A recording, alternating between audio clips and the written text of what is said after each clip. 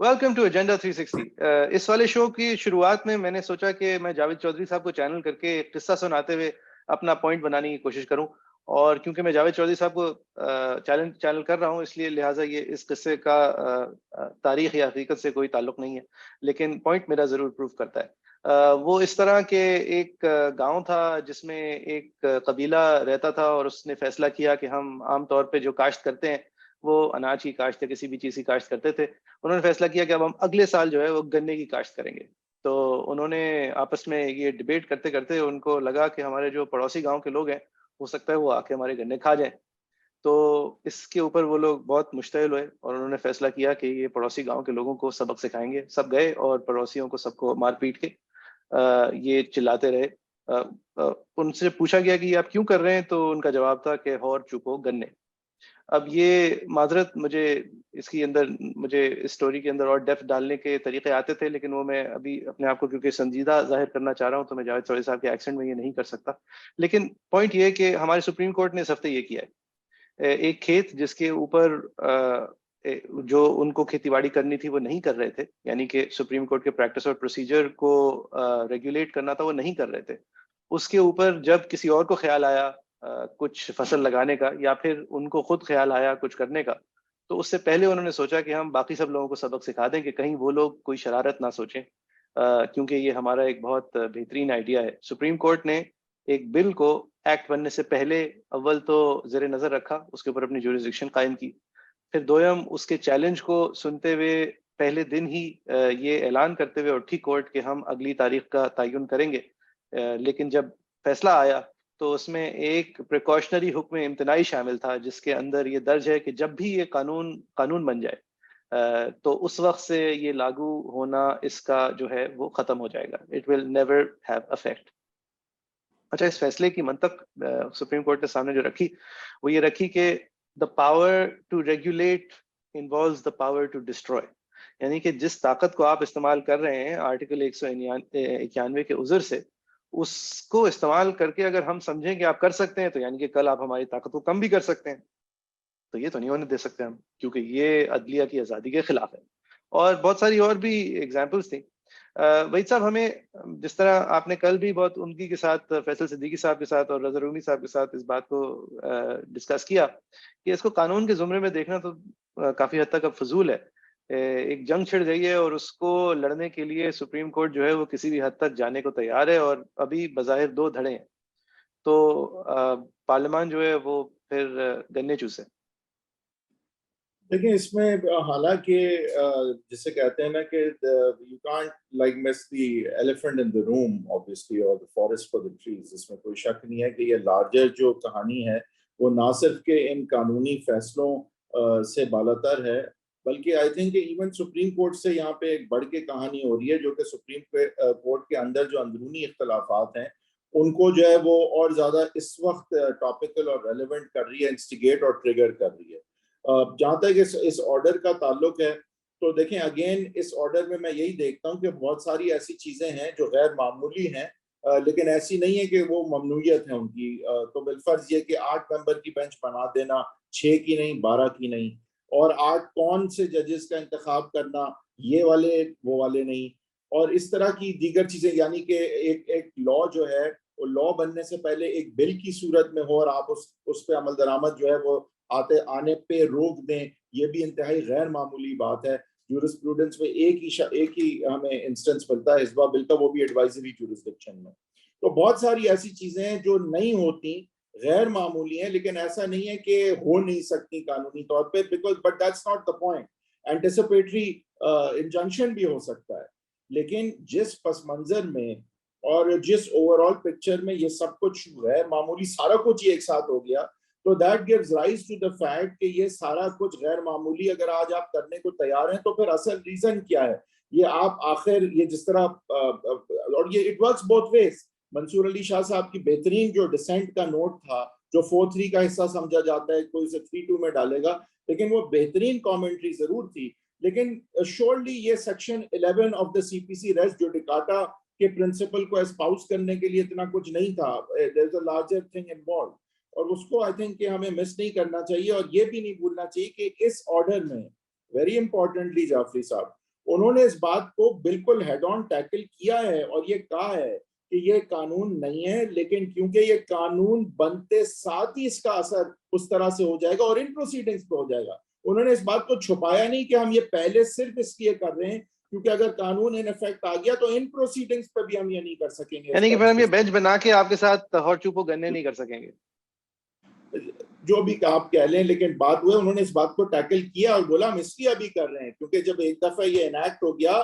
तो हम इस बेंच के साथ खुद तश्कील देके इस चीफ जस्टिस साहब जिस तरह के वो अभी कर रहे हैं वो नहीं कर पाएंगे। उन्होंने ये बात फिर यानी कि फिर सरप्राइजिंग छुपाया नहीं उन्होंने इस बात को, वरना लोग कहते हैं हमें पता है असल वजह क्या, असल वजह क्या है। हाँ, उन्होंने असल वजह बता दी है। हाँ, उन्होंने मतलब यही है असल इस बात से शाय अवे नहीं किया कि वो सबके सामने ये माने कि अभी तक गन्ने की फसल हमने लगाई ही नहीं। नहीं, और क्यों कर रहे हैं अभी उन्होंने ये बताया हम इसलिए कर रहे हैं क्योंकि हम मानते हैं कि जिस दिन ये इफेक्ट हो गया तो हम ये खुद बेंच चीफ साहब नहीं बना सकेंगे कितने मेंबर की, कौन से जजेस की, और हम इसलिए कर रहे हैं क्योंकि इसका इफेक्ट फौरी हो जाएगा और इस यहाँ भी इफेक्ट करेगा। तो अच्छा, एक और I thought they would not tackle this head on. मतलब आप समझ रहे हैं कि वो आप आज समझ रहे थे कि इतना वाजे नहीं करेंगे वो अपने अज़ाइम। बिल्कुल, मैं समझ रहा था लोगों को ये कहने को ये मिलेगा कि हमें पता है असल वजह ये आपकी इतनी जल्दी करने की और एक्ट से पहले करने की कि ताकि और हुक्म इम्तिनाई एंटिसिपेटरी इंजंक्शन बेंच नहीं बना सकते, ताकि हम इस कोर्ट की इस केस की बेंच नहीं आप बना सके। उन्होंने कहा बिल्कुल यही तो वजह है, खुल के सामने आ गए और हम वकीलों को सुप्रीम कोर्ट ने हमारा काम आसान कर दिया, वरना कानून के अंदर हम जवाब ढूंढ रहे होते आज एक्सप्लेन करने के लिए। मेरे लिए तो कम से कम ये this stop being about the law a long time ago. ये इसका कानून से तो ताल्लुक ही नहीं है, ये power play. But one thing if you recall I said this के वॉच फॉर वन थिंग कि ये जो मेजॉरिटी एस्टैब्लिश करना जो है ना, और वो बड़ी थिन मेजॉरिटी है without doubt, 8-7 is barely a majority, but here the majority means everything in the वो जो बैकग्राउंड है 97 का, उसमें majority exactly was why Sajjad Ali Shah had to leave because he was completely marginalized. He just didn't नहीं, लेकिन वो तो 10-2 था ना, मतलब वो तो अकेले खड़े हुए थे, बाकी 10 जज साहबान जो उनके खिलाफ खड़े हुए। तो यहाँ पे लेकिन एक और फर्क है, सज्जाद अली शाह साहब के खिलाफ ये नहीं बताया जाता था कि केयरटेकर गवर्नमेंट्स भी, एस्टैब्लिशमेंट भी, ईसीपी भी सब खिलाफ खड़ी है, वहां ये नहीं था। तो यहाँ पे जो एस्टैब्लिशमेंट का झुकाव बताया जाता है, हमें तो कहते हैं न्यूट्रल है, लेकिन एक जो तासुर है, तो यहाँ पे ये एक फैक्टर है जो कि वर्क कर रहा है फॉर द गवर्नमेंट, जो उस वक्त नहीं था सज्जाद अली शाह साहब के खिलाफ, फिर भी उनको जाना पड़ा क्योंकि जजेस उनके पास नहीं थे। सही है। अच्छा, ये कोर्ट के अंदर जो मैकिनेशंस हो रही हैं, अब इन पे जरा बात कर लेते हैं। आपको अगर कोई भी बात अनकंफर्टेबल लगे तो हम फिर आगे बढ़ जाएंगे। ये मैं वाजे इसलिए कर रहा हूँ इसलिए कि मैं एडवोकेट सुप्रीम कोर्ट नहीं हूँ, वहीद साहब एडवोकेट सुप्रीम कोर्ट हैं। तो यानी कि मैं भी अगर एडवोकेट सुप्रीम कोर्ट होता तो अकल ये कहती है कि इस तरह की बातें जो है वो मैं एक हद से ज्यादा नहीं करता। लेकिन वहीद साहब, एक वकार सेठ साहब की पिटिशन जो है वो कोर्ट में है, वो कहती है कि मैं सीनियर हूँ, ये बाकी जो नॉन सीनियर्स हैं इनसे पहले मेरा हक है। यानी कि मंतक से बहुत बाहर नहीं होगा ये सोचना कि अगर उस पिटिशन को कोई सुनना शुरू कर दे अगला चीफ, तो वो फिर उस पर फैसला भी कर सकता है। और फैसला उनमें से एक ये भी हो सकता है कि ये जो आप चौथे पांचवें नंबर पे सारे जंप करके सामने आए थे, आप जरा वापस जाएं या घर जाएं। और ये अनप्रेसिडेंटेड नहीं होगा। डोगर साहब के कोर्ट जो बनाया था इफ्तिखार चौधरी साहब के जमाने में, वो चौधरी साहब ने भी अनकॉन्स्टिट्यूशनलिटी की बेसिस पे उन सब लोगों को घर भेजा था। अनप्रेसिडेंटेड नहीं होगा, ठीक है, बहुत सिमिलर बात, आइडेंटिकल बात नहीं है, लेकिन सिचुएशन मतलब इफेक्ट सिमिलर है कि जज घर जा रहे हैं। अच्छा, दूसरी तरफ हमारे चीफ साहब ने एक हुकूमत का दायर करदा क्यूरेटिव रिव्यू, जिसकी कानून में कोई जवाज और जगह नहीं है, और जिस उज़र पे वो दाखिल किया था इंडियन सुप्रीम कोर्ट के हवाला देते हुए, वो वहां से भी कोई मुनासबत नहीं रखता। यानी कि एक रैंडम सी हमारी कोशिश थी कि एक राउंड 2 दे दें बॉयज को काजी फजीसा साहब के खिलाफ।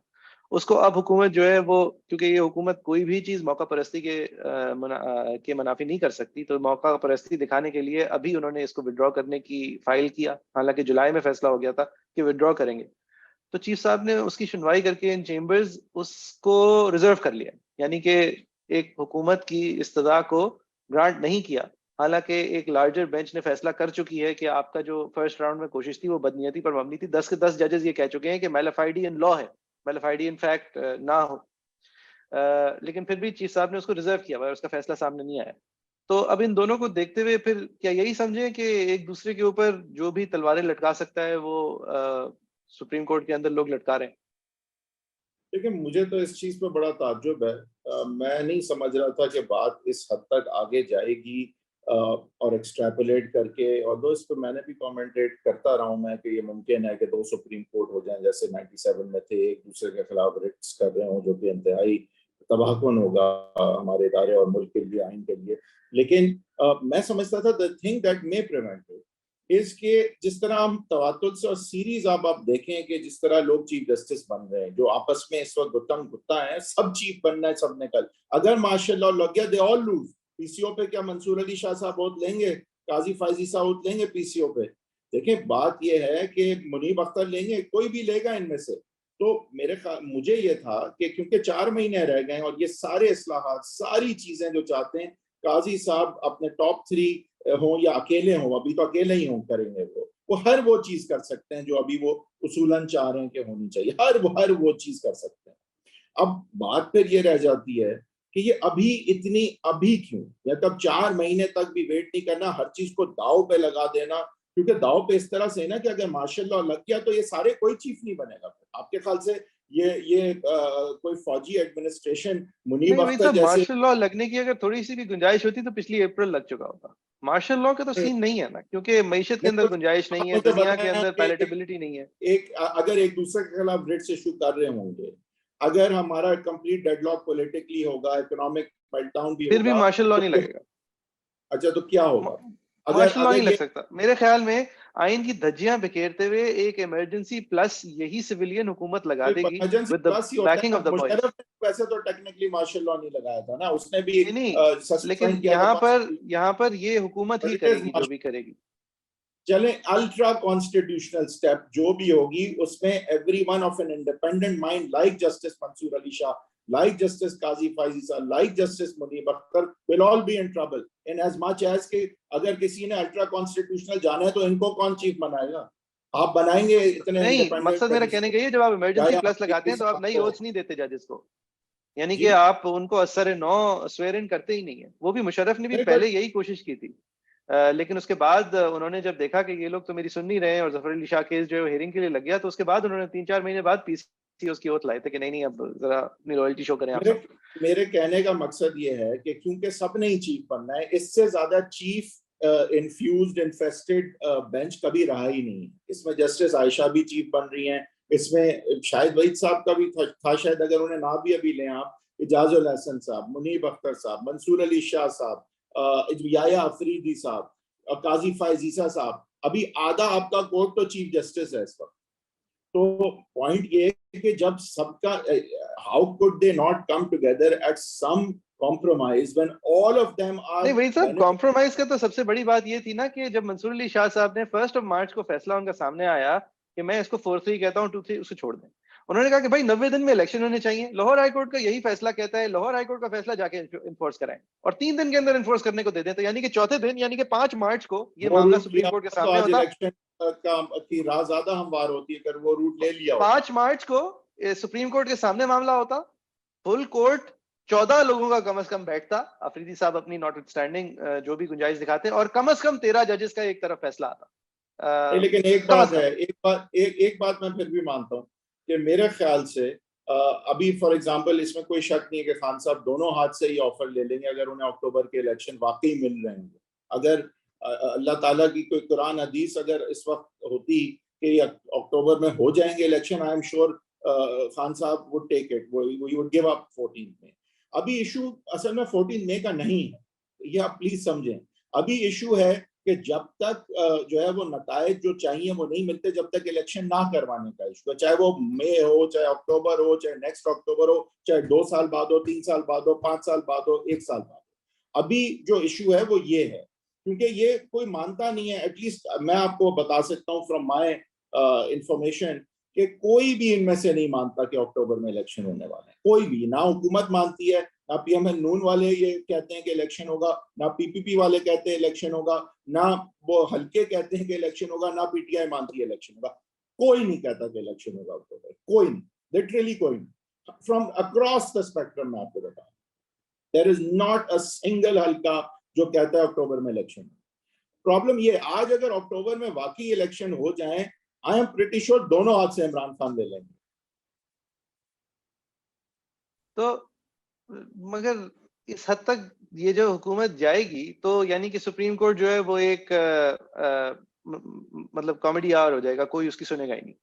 नहीं नहीं और दिन ब दिन नहीं नहीं नहीं नहीं नहीं नहीं नहीं, प्लान एटलीस्ट ये है कि सुप्रीम कोर्ट के सामने जब इमरजेंसी प्लस रखी जाएगी तो वो समझते हैं कि सुप्रीम कोर्ट मान जाएगी, बट उन्हें टाइम चाहिए, उन्हें टाइम चाहिए। अलवी साहब जाएंगे, इमरजेंसी कौन लगाएगा? प्रेसिडेंट तो अभी लगाएगा नहीं इमरजेंसी।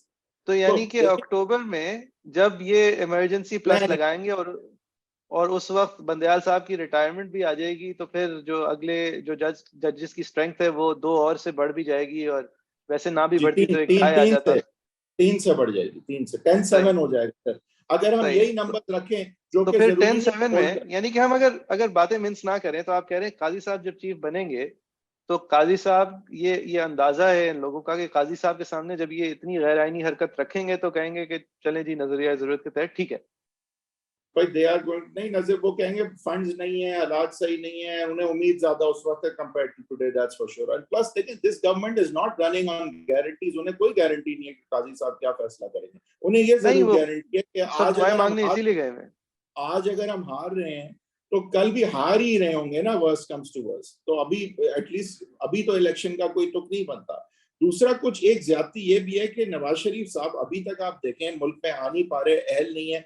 एक तो अगला इलेक्शन अगर उसने फ्री एंड फेयर तस्वर किया जाना है, फेयर लेवल प्लेइंग फील्ड तस्वर की जानी है, तो उसमें मियाँ साहब का भी की भी पार्टिसिपेशन जरूरी है। और वो भी अभी हमें नजर नहीं आ रहा कि कहाँ होगी अगर अभी इलेक्शन हो जाते हैं। ठीक है, नहीं पंजाब में मतलब तो क्यों क्यों जरूरी है मियाँ साहब की पार्टिसिपेशन एक चीज को फेयर एंड फ्री दिखाने के लिए? बिकॉज दी सर्कमस्टांसेस जिसमें उनको एक्सक्लूड किया गया था, वो आज कम से कम बड़ा क्लियर है, और बहुत पहले से ये क्लियर हो गया था कि वो पॉलिटिकली इंजीनियर्ड ज्यादा था। और वो चाहे मेरिट्स जो भी उनके केसेस के, वो सारी मामला शुरू किए गए नहीं थे लेकिन वही उनको। साहब, यू कांट हैव योर मैंने cake and eat it too. तो अगर ये सब कुछ को एक्सपोज करना था तो जिस दिन अपनी हुकूमत आई थी उस दिन मुल्क वापस आना था और अपने अदालती प्रोसेसेस के थ्रू अपने आप को गुजारना था जब फैजियाबी खत्म हो गई थी अदालतों की। वो ऐसा कहते तो हैं वो नहीं हो प्रोसेस सकता ना कि आप इलीगल है, वो प्रोसेस से मैं क्यों गुजरूं, ये तो सब मेरे साथ इलीगल हुआ, इसको सेट नॉट फर्स्ट। चले, वो एक तो हु स्ट्रेटेजिक इज बात दैट है कि इट उस नॉट? वक्त मैं तो कहता हूँ उस वक्त इलेक्शन करवा लेते हैं फॉरन, बट वो तो look, what is water under the bridge is water under the bridge. तो अब लेकिन अब ये है कि ये भी चीज जरूरी है, वरना ये perception of free and fair election जो है वो नहीं रह जाएगा अगर अगर मियाँ साहब ने नहीं इसमें पार्टिसिपेट किया। उनका भी जरूरी है पार्टिसिपेट करना।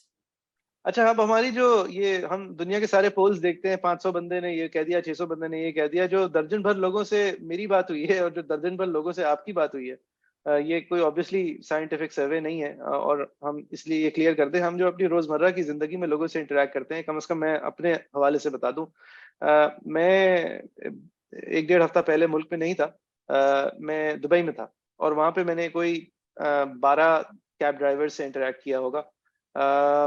उनमें से एक तो अव्वल 11 पाकिस्तानी थे, ये भी किसी चीज की अक्कासी करता है। और उन 11 के 11 का जो पर्सपेक्टिव था वो उनमें से एक भी कोई ऐसा नहीं था जो कि अपनी सीट से उछल के बाहर ना आ गया हो ये कहते हुए कि इस वक्त पाकिस्तान के अंदर सबसे जो काबिल आदमी है वो इमरान खान है टू लीड।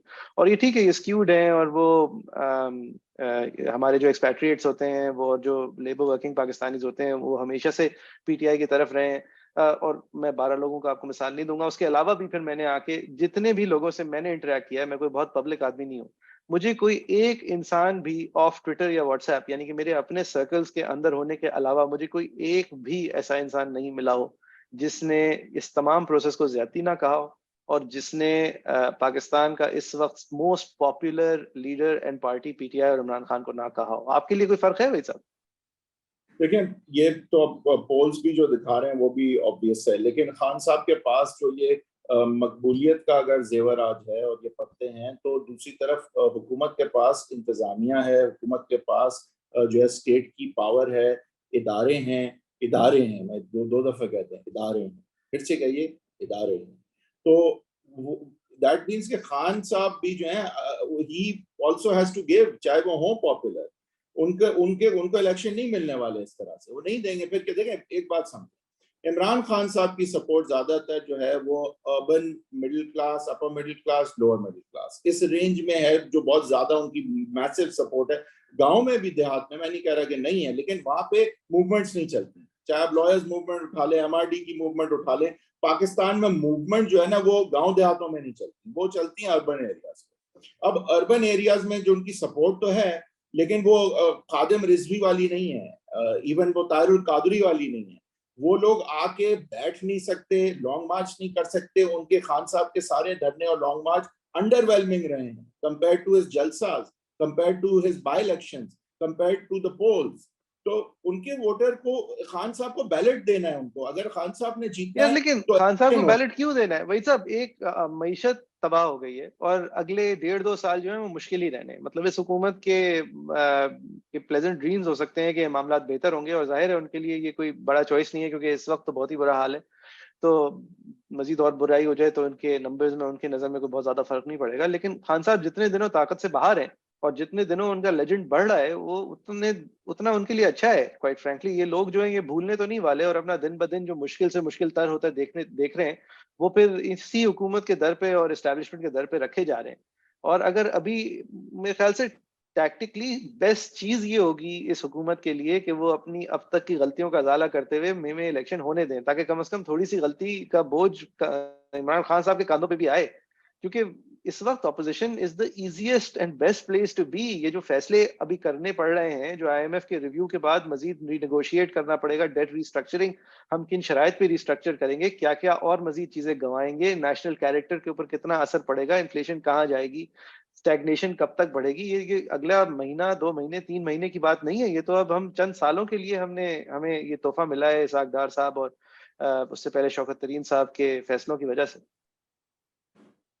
देखिए मेरे ख्याल से ये बात आपकी सही है, लेकिन पंजाब 5 साल का मैंडेट अगर किसी को भी दे देता है तो वो फिर बहुत सारी चीजें फेट अकम्पली लगने लगेंगी। अगर आज खान साहब बिलफर्ज ले लेते हैं पंजाब, तो इस्टेब्लिशमेंट के लिए फिर उनको मार्जिनलाइज करना, उनको डिस्क्वालीफाई करवाना या जेल भेजना बहुत मुश्किल हो जाएगा, because you can not be at loggerheads with someone who controls KPK in Punjab. मुल्क चल नहीं सकता इस तरह। इसलिए ये की है उनके लिए, बल्कि this is escape to freedom. अगर खान साहब ने जेल से बचना है, अगर उन्होंने डिस्क्वालिफिकेशन से बचना है, तो उन्होंने पंजाब लेना है। पहले भी उनकी बचत बाय इलेक्शन से हुई थी, वरना he would have been in jail already. You write this down. अगर वो सारा पंजाब वापस उन्होंने ना लिया होता, फिर डिसॉल्व नहीं कर पाए होते, मतलब ये again it was his escape. क्यों वो अपने सही। आप को पॉलिटिकली जो रेलेवेंट रख पाए हैं, जो उन्होंने इलेक्टोरली अपने आप को रिवाइव किया, वही चीजें हैं जो उनको आज सस्टेन कर रही हैं, वरना वो सलाखों के पीछे होते इस वक्त।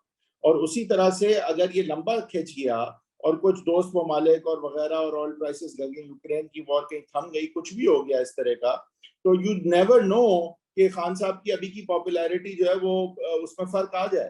तो खान साहब सही को तो इलेक्शन फिर अभी, हम लोग क्या करें भाई साहब? एक आइन है, हमारा पेशा भी उससे कुछ रिलेटेड है, फॉर्चुनेटली और अनफॉर्चुनेटली। तो कोर्ट को समझाना तो अब वकीलों का पेशा नहीं रहा है, क्योंकि वहां पे वकालत नहीं हो रही। एक सीनियर वकील ने को कोट किया है, मरियम खान साहिबा ने, she is an academic based out of Lahore, के इसको आप स्ट्रॉन्ग कॉन्स्टिट्यूशनल थियरी या नेसेसिटी नहीं, इसको call it what it is, it's constitutional garbage. तो that doesn't need a lawyer to say. And उसके अलावा जो फिर ये दीगर चीजें होने वाली हैं, तो how do you see it playing out? यानी कि हम सब इररिलेवेंट है। नहीं, I don't think so. In fact that's where I disagree with everyone. I think that eventually ये चीज उस नहज है, क्योंकि हमने पहले की भी सिचुएशन जो देखी है, वहां पे there wasn't any real groundswell of public engagement जहां पे अगेंस्ट के इलेक्शन ना हो। और पाकिस्तान में देखें, election other than Mujibur Rahman के जो रिजल्ट्स पर रिग किए गए या डिनाई किया गया उनको, और उसके अलावा कोई पाकिस्तान में मिसाल नहीं है कि कोई पॉपुलिस्ट जो है अगर पार्टी बैठी हो उसको आपने इलेक्शन डिनाई किया हो। आप मुझे बता दें कि पाकिस्तान की हिस्ट्री में एक दफा भी कभी ऐसा नहीं हुआ, कभी भी नहीं हुआ ऐसे। मार्शल लॉ के अलावा ऑब्वियसली मैं बात कर रहा हूँ, सिविलियन हुकूमत में कभी भी इलेक्शन जो है वो डिनाई नहीं, डिले थोड़े बहुत 2 हफ्ते हो गए, 1 महीना हो गया, वो तो हुए हैं। 88 में भी हुए थे, फिर बेनजीर साहिबा की शहादत पे भी कितने कुछ हफ्ते ही हुए थे ना, लेकिन लेट्स नॉट कॉल महीना भर हुआ था। दैट। हाँ जी, महीना भर हुआ था। महीना भर। तो लेकिन हम यहाँ पे जो बात कॉन्टेम्पलेट कर रहे हैं वो ये है कि अभी वो कराएंगे ही नहीं इलेक्शन। क्योंकि देखिए बात ये नहीं है ये मई और जुलाई और अक्टूबर की बात नहीं है। अगर होती तो इलेक्शन हो चुके होते हैं. So here's my point, I think that eventually यहाँ पे स्टेलमेट होने वाली है. इवन अगर अल्लाह ना करे जजेस के मामला इस कदर बिगड़ जाएं कि एक दूसरे के खिलाफ रेफरेंसेस, एक दूसरे के खिलाफ रेट्स, तो सुप्रीम कोर्ट बैठ जाए 8 मेंबर 7 मेंबर, मतलब तबाही और बर्बादी. तो भी ये इवेंचुअली एक तरफ बात जो है होने में दो ही यहाँ तरीके होते हैं. एक तो एस्टैब्लिशमेंट है और एक अवाम है.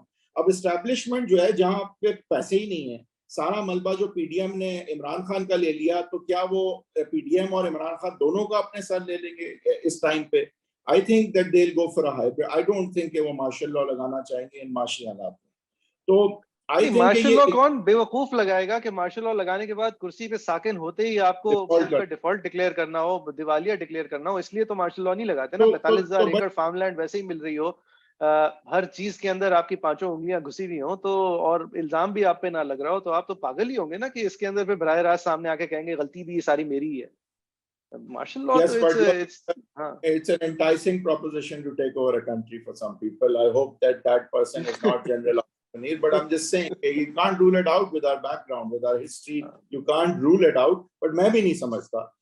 तो लिहाजा इवेंचुअली ये जो सारा इख्तिलाफ है सियासी पार्टीज का, एंकरों के साथ, चैनलों के साथ, जजों के साथ, जर्नलों के साथ, पुरानी आईएसआई का नई आईएसआई, ये जो सारा हम पोलराइजेशन इस वक्त देख रहे हैं, इवेंचुअली अगर इसने एक करवट बैठना है तो इसी सोच के साथ बैठना है, भाई अब 5 साल यही, समझ रहे हैं ना? तो eventually other than martial law लग जाए, which we are both agreeing is highly unlikely. तो कहीं ना कहीं ये बात सेटल तो आई थिंक इलेक्शंस पे ही होगी, चाहे वो 1 साल बाद हो, कुछ माह बाद हो, क्योंकि उसके बाद कम से कम सबको पता होगा कि भाई हम आपस में लड़के एक दूसरे के ऊपर नहीं चढ़ सकते. अभी तो एक दूसरे के ऊपर चढ़ने की बात हो रही है. और एक और बात बड़ी इंपॉर्टेंट है जो सबसे आई थिंक बदबख्ती है हमारी, कि हम जमहूरियत को जमहूरियत नहीं दुश्मनी में तब्दील कर चुके हैं. तख्त है या तख्ता है, गेम ऑफ थ्रोन्स है, या आप प्राइम मिनिस्टर हैं या आप एग्जाइल और जेल में. और जब भी ये होता है कि जब आपका अपना इंटरेस्ट इस हद तक आपकी जान लगी हुई हो, तो मैं और आप भी फिर जो लीगल प्रैक्टिशनर्स एक्ट है उसका पता नहीं कितना ख्याल करेंगे अगर हमारी जाने जो है वो अटकी हुई हो और एक कब्र और 2 लोग हों. तो ये नहीं होना चाहिए. इस वक्त जो है वो आप देखें ना, पीएमएल नून भी ये सोच रही है कि भाई ये बंदा आ गया तो इससे तो बेहतर है आइन वाइन तोड़ दो. कौन नहीं तोड़ता? आप भी तोड़ते, मैं भी तोड़ता. मैं एक बात कह रहा हूँ, not just literally you and me, but ये बहुत बुरा है. और इसी तरह से आप देखें कि जो कुछ आला ओहदों पे शायद फौजी अफसर बैठे, वो शायद ये सोच रहे हैं कि ये आएगा हमें निकाल देगा तो हम दुश्मन. मैं मफरूजा है, मैं कोई इंफॉर्मेशन पे नहीं बात कर रहा, लेकिन माहौल यही है इस वक्त कि तख्त या तख्ता है. तो और अब ये शो खत्म होने वाला है, तो मुझे जरा अदलिया की तरफ आके मैं तज्जिया चाहता हूँ. जाहिर है अब ये तज्जिया है, डिस्क्लेमर, ये तज्जिया है, ये महज हम दोनों के ख्यालात हैं, इसके पीछे कोई इंफॉर्मेशन या नीयत या चाहत नहीं है. अच्छा वही साहब, आप देखते हैं कि ये एक दूसरे को डिस्क्वालीफाई करना शुरू हो जाएंगे, एक दूसरे के खिलाफ रिट्स तो छोड़ दें, एक दूसरे को डिस्क्वालीफाई करना शुरू हो जाएंगे. देखिए मेरे ख्याल से स्टेलमेट मैं ज्यादा देख रहा हूँ. अगर वहां तक बात जाती भी, अल्लाह ना करे वहां जाए, लेकिन अगर रेफरेंस एक तरफ आएंगी तो दूसरी तरफ भी आएंगे. अगर एक तरफ ही इल्जाम लगेगा आप हमारे केस नहीं, पीटीएम के नहीं सुन सकते, वहां आएगा आप पीटीआई के नहीं सुन सकते, फिर ये नए दौर एजेंडा 360 पे सो देंगे, मुझे नहीं पता. पॉइंट इज दैट ये स्टेलमेट होगी वहां पे, ये इवेंचुअली फैसला करना अवाम ने है या उन्होंने करना है. अब वो हम अग्री कर रहे हैं कि वो इस पोजीशन में माशी तौर पर मुल्क नहीं है कि वो करें. तो कहीं ना कहीं ये बात ठहरेगी तो जब सबको पता होगा भाई 5 साल अभी यही है. और वो अच्छा वहां तक हम कब पहुंचेंगे, कुछ महीनों में पहुंचेंगे, मुझे नहीं पता. क्योंकि देखिए एक और ज्यादती भी है ना. अच्छा अब आप देखें कि अब इस 3 मेंबर बेंच को देख लें, their skin in the game भी देख लें. ऐसी है कि अब ये तो अब तो they have to go all the way also. और मैं कह रहा हूँ ये माहौल बहुत बुरा है. हर एक इस वक्त समझ रहा है कि अगर मैं ऑल द वे नहीं किया तो आई एम डेड. ये नहीं होना इस चाहिए. वक्त हर प्लेयर के लिए this is compelling all of us to go to extremes and not sit back, take a इस step वक्त हर back, प्लेयर के लिए बका की जंग है. और वो एक बहुत अनफॉर्चुनेट सिचुएशन है, खासतौर पे जब कोर्ट के अंदर so somehow you need to sit down, with a bunch of good civilized folks and be able to say कि भाई जस्टिस फाइजा का ग्रुप हो या जस्टिस बंजाल का हो, नवाज शरीफ हो या इमरान खान हो, जनरल आसिम मुनीर हो या जनरल बाजवा हो या जनरल फैज हो या जनरल नदीम अंजुम हो, भाई एक बात समझें कि ये मेरे आईनी हुकूक की बात है. ये मैं हूँ यहाँ स्टेक होल्डर असल में. आप सब की आपसी मामलात में मैं पिसा जा रहा हूँ. मेरे मामला सही। एड्रेस नहीं हो रहे, मुझे अपना इलेक्शन भी नहीं मिल रहा, मुझे अच्छा, कुछ नहीं मिल एक रहा। और एक ये भी सवाल डिमांड था। होनी चाहिए कि नवाज शरीफ साहब भी अहल हों और वो भी इलेक्शन लड़ें। मैं समझता हूँ नहीं, ये बहुत जरूरी। एक चीज में पूछते हुए फिर ये शो खत्म करते हैं। अगर अगर मार्शल लॉ या वटेवर एक नया कॉन्स्टिट्यूशनल ओथ लेना पड़ा तो आपके ख्याल में 15 में से कितने लेंगे? बहुत कम। कितने नंबर बताएं जरा सोच के। हो सकता है मेरी उम्मीद ओके, ऑलराइट, ये थोड़ी सी उम्मीद पे भी मबनी बात थी मेरे ख्याल से। नहीं, ये आप देखिए, जरा, मुझे रिकॉर्ड पे रखनी है बात, असल में खुदा अच्छा न खास्ता चलेंगे, कभी इस्तेमाल करने की। ये बात को मैं इस तरह जरूर एम्प्लॉय करना चाहूंगा, यूटिलाइज करना चाहूंगा कि ये खुदा के लिए अगर हम, क्योंकि हम तो भाई सारे 15 के 15 को यूं करके देखते हैं कोर्ट में, ठीक है ना, तो हमारा तो मतलब मैं अपनी बात करूं, मैं तो पेश इन सबके सामने होता हूँ और जाहिर है सब हमारे लिए जो है वो मेरे मुकद्दस सर है। में एक नंबर है, आप जरा नंबर बताएं अपना। लेकिन लेकिन मैं ये कहता हूं कि इन सब को इस चीज का ख्याल करना चाहिए कि ये सब ने चीफ भी बनना है, और ये सारों के इन सब ये ना हो कि आपस की लड़ाई में सारे हार जाए, ये इस चीज का ख्याल करें। और ये हमारी रिस्पेक्ट भी इनके लिए इस चीज पे बेस्ड है कि वो अपने ओहदे का भी ख्याल करें, इसलिए हम उनका भी ख्याल करते हैं, उनके ओहदों का भी ख्याल करते हैं, उनके इदारे का भी ख्याल करते हैं, क्योंकि वो करते हैं। और वो ये उन्हें ये नहीं भूलना चाहिए कि बड़ा जरूरी है कि आज वो अपने ओहदे, अपने आइन और अपने रिस्पॉन्सिबिलिटीज को, अपनी जो ये दो घरों को, क्योंकि देखिए इख्तिलाफ राय is great, the problem is कि the way they are expressing it दुश्मनी लगने लग गई है, ग्रुप बाजी सही। लगने लग गई है। आप इख्तिलाफ करें, आइडियोलॉजी की करें, ग्रुप भी बन जाए, ग्रुप का भी कोई इशू नहीं है, लेकिन group based on what? Based on ideology, based on a way you interpret the constitution, based on the way you look at things differently, not based on hating each other, and that's सही the है। real problem here. सही, Yeah, wear out of time में भाई साहब, बहुत शुक्रिया viewers, I'm thank not you giving for you a watching number. इंशाल्लाह। हाँ, मेरा नंबर 4 है, लेकिन उससे बहुत ज्यादा भी है, लेकिन 4 है। 4 तो डेफिनेट है, डेफिनेट। तो खैर, आप लोग। मैं इस पे कुछ नहीं कह रहा, ये इनकी हाँ। अपनी जाती राय है, ये इनका पुराना दौर है, और इसका इससे दिल का दौर जो मैं नहीं हाँ, अपने सामने निकलता है। तो बहुत शुक्रिया व्यूअर्स, आप अपनी राय से आगाह कीजिएगा, नंबर्स की राय से आगाह नहीं कीजिएगा, दैट वोंट बी राइट। लेकिन हमें ट्विटर पे कमेंट कर सकते हैं @JFERII, मेरा ट्विटर हैंडल है, @हदवीट आपका ट्विटर हैंडल है। इंशाल्लाह अगले जुमे एक बार फिर से इसी वक्त आपके सामने हाजिर होंगे। कीप वॉचिंग नया दौर।